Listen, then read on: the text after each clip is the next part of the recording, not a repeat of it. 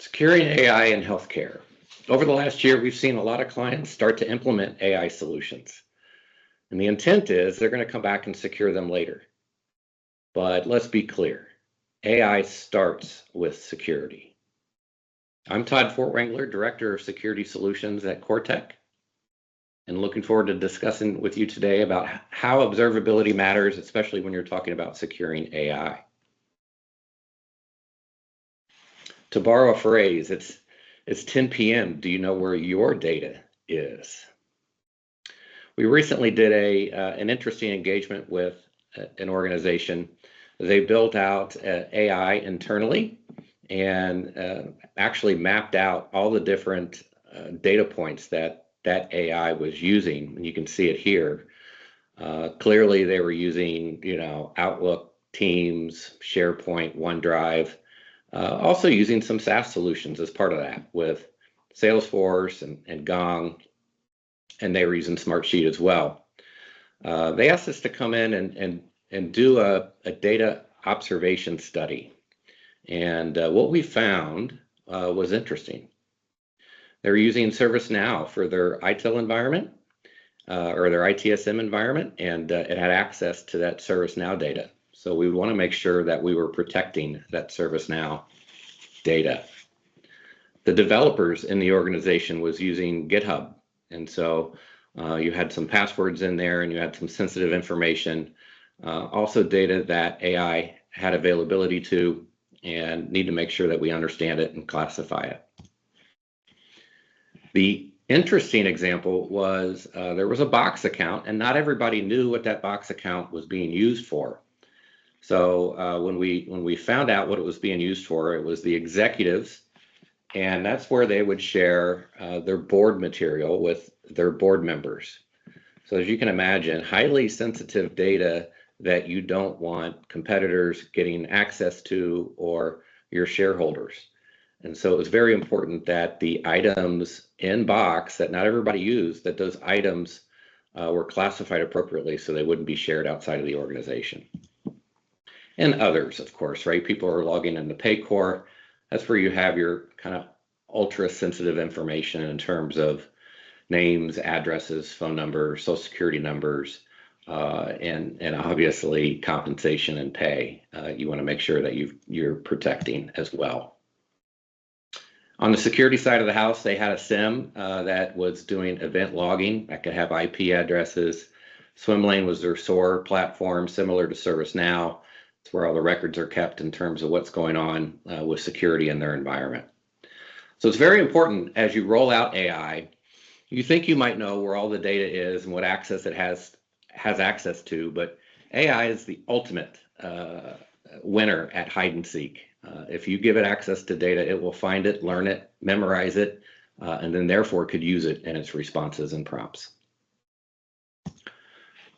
So today, I want to take you through understanding kind of the risk landscape that AI presents. We'll go from there and define observability for AI and what that looks like. How do you apply practical strategies to this? It can be a very complex environment, not just how AI works itself, but kind of the cross collaboration that needs to happen within an organization between their data team, their developers, their cloud team, and their security teams. What are some strategies that can help facilitate that? And then lastly, build trust and compliance as you roll out your AI platform. In healthcare, security failures don't just create risk, they erode trust. And trust is the currency of AI adoption. We know this because in a recent client advisory board that we participated in, trust was the missing link. Trust from the organization to understand that the use cases were use cases that would increase efficiency within their organization. Trust that the data that they were going to give AI access to was safe and secure. But it's also trust from the user. trust that it was going to work and that it was going to give the right data and it wasn't going to give biased data or incorrect data. Trust is the missing link when it comes to AI adoption in healthcare. So how do we approach securing AI here at Cortec? You have to go across all the different stacks. It starts with data at the bottom, and you can see some of the different kind of solution areas that you can do within data to make sure it's secure. But then it goes well beyond that into the infrastructure, into identity and who's using it, all the way up to the application where it's pulling information from. And then obviously AI itself, giving it guardrails, grounding it in some truth, limiting privileges. But also, do you have visibility into the AI system? Who's using it? What prompts are they using? And what's the output of those prompts so that you can govern that effectively? So as we look at all those different areas, we at Cortec have created different solutions that help you do just that. Today, we're going to be getting into some of the data security services on the bottom left, Cortefin, which is our security operations center, and SOC services on the right, and some other things as well. But it really takes a holistic approach at securing that AI environment once you get it in place. So what's the risk landscape? I love this analogy. Your data is scattered like digital confetti. And so, as you can imagine, if I were here with a confetti popper, confetti cannon, and it went off, I could identify pretty quickly where it went. There's going to be clumps of confetti. There's going to be some larger pieces, and I can pick that up fairly quickly. But we all know a week later, I'm going to find that piece of confetti that wasn't there before. And that's a little bit like data in your environment. You know where most of it is, but you don't know where all of it is. And so it's about making sure that you've got the right tools and processes to find all of the data before AI does. The second part of the risk, sharing sensitive data is as easy as sharing memes. This is obviously funny, meant to capture your attention, but it's true. All these collaboration tools make it super easy to collaborate with one another inside and outside your organization. Let's say, for instance, somebody is working on a quote or a proposal for a client, and they take that and go to ChatGPT and upload it and want to do some analysis.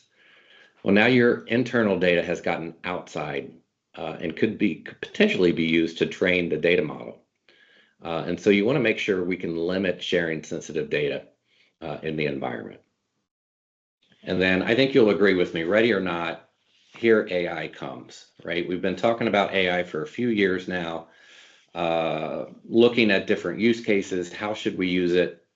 Now, when we get into implementing AI, let's make sure that we're really implementing it in a secure fashion and not treating security as an afterthought during that implementation.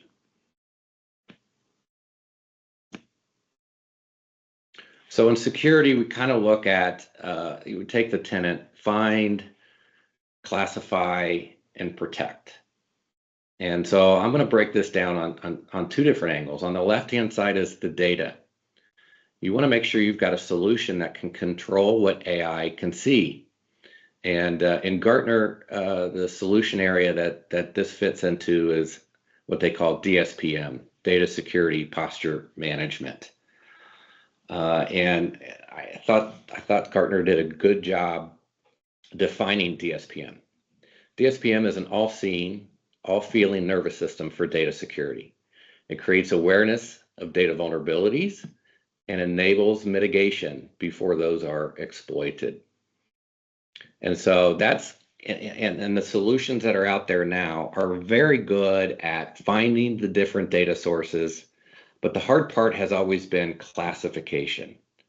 And now with the use of AI in these tools, built into these tools, the reporting on the data that it has, the duplication of the data, the age of the data, the sensitivity of the data, you can classify it much more efficiently and quickly. Once you find the data and classify the data, then you can start to protect it.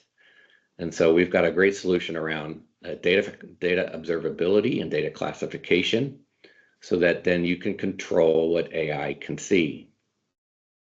On the right-hand side, you also want to be able to control what AI is doing. So for that, similarly, you have to find, classify, and protect that. In Gartner's world, this is it is evolving, but right now it's AI security platforms. And these solutions detect and mitigate risks like prompt injection, hallucinations. AI is really good at, if it doesn't know, it's going to do the best it can, which could create some hallucinations. Toxicity, biased outputs, data leakage, and performance drift. AI is interesting in the fact that it doesn't fail loudly. It fails very quietly and using drift in the background. And so it's more difficult to detect and determine where AI is going wrong. And that's why you need observability into that platform.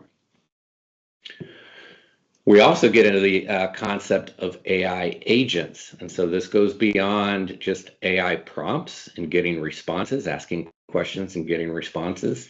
Now you can create different AI agents, and those agents are doing things as part of the process, part of the workflow process. Here within CoreTech, we have over 200 agents already. And there's even organizations that are using the concept of agents in your org chart. If you had unlimited money, what different people would you need in your org chart to do things? And people are filling those with AI agents. I think that's what you're going to see as you get into the future. AI is going to be much more than a response platform and more of a workflow agent-based productivity tool. All right, so observability for AI operations. I've kind of said this. Security teams, they can't defend what they can't see. And so that's where observability comes into play. And the last thing security needs right now are more alerts. They need understanding. And our data classification solution does that. It has access to all the data, but it does a lot of the analysis of that data to give us insights and understanding as to what's going on in the environment so we can mitigate any threats. And then once you have that observability built into your AI platform, as you're building it out, observability will turn AI from a liability into a well-governed system. So let's get into the observability solution a little bit more. The legacy technologies that are out there are powerful, right? But they're not psychic. And what do I mean by that? They enforce based on static rules that have patterns, regex, trainable classifiers. Regex is great at finding what you already expect, but it's not real good at finding things that you didn't anticipate. And our solution goes beyond static-based rules, patterns, and trainable classifiers to make the discovery process more complete and less flawed. And so what does that look like? It's the categorization. That's the missing link. So when you discover, you could say, hey, full name, address, social security number, bank account information. I can classify all those things individually. I can classify them as highly confidential, personal, public. You get the idea. When you're when you're applying categories to those discovery names, you have to do it across the board with the document. And this can lead to some inappropriate permissions of the document because of something it might have in it. So let me give you an example. We all know this is an electronic medical record because it says so, right? And it's got the patient demographics on here, which it's PII and highly confidential information. The legacy technology will allow us to put controls to specific data sources in this document, but it doesn't understand necessarily what that document is.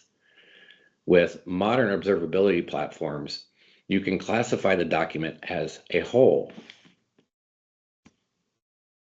So when you do the discovery, the categorization would look more like this is an electronic medical record, therefore it should be classified as highly confidential. Or the tooling maybe will identify this is a claims data, this is an explanation of benefits, this is the claim we submitted to the insurance company. Therefore, it's confidential data based on what it sees in the record. And then an example of personal data, shift schedules for nurses or other personnel in the hospital. Not confidential, not highly confidential, but certainly personal and needs to be protected. So logically, it makes sense that security starts with data discovery and effective data discovery. The proper order of operations, once you identify the data, you can implement sensitive tags and categorization that go along with that. And once you do that, you can do risk monitoring, right? Identify the security gaps in the organization based on the risk of the data and the different types of data that are out there. Once you have that insight into what you're monitoring and the risks it poses, you can apply remediation to it. Remediation actions can be applied, such as classification, moving the data, deleting the data, creating access and retention policies. Also train your AI internally to use the data in the most proper way, and maybe to stop misuse of that data. Only then is it appropriate you can go to tools like DLP, digital loss prevention, to make sure that data is not getting outside the bounds of your organization. And so part of the solution outside of the internal data and classification is also monitoring the users, how they're interacting with AI, right? So if you roll out, in our instance, Copilot internally, people are using it, but maybe they're used to using ChatGPT and they feel like that has better responses. So they'll go and do the same response on ChatGPT in their browser, but the risk of sharing sensitive data is there. With our solution, you can stop users from sharing classified data in ChatGPT in their browser. It will prompt them and say, this is not allowed in the organization. And so it informs them that that was a misuse and just stops that data from being sent outside of the organization. And so going back, it starts with observability, classification, so you can detect and respond and put the appropriate guardrails up as you roll out your AI solution. So it's 10 p.m. Rest well. Tomorrow is waiting. We have a lot of work to do. Thanks, everybody.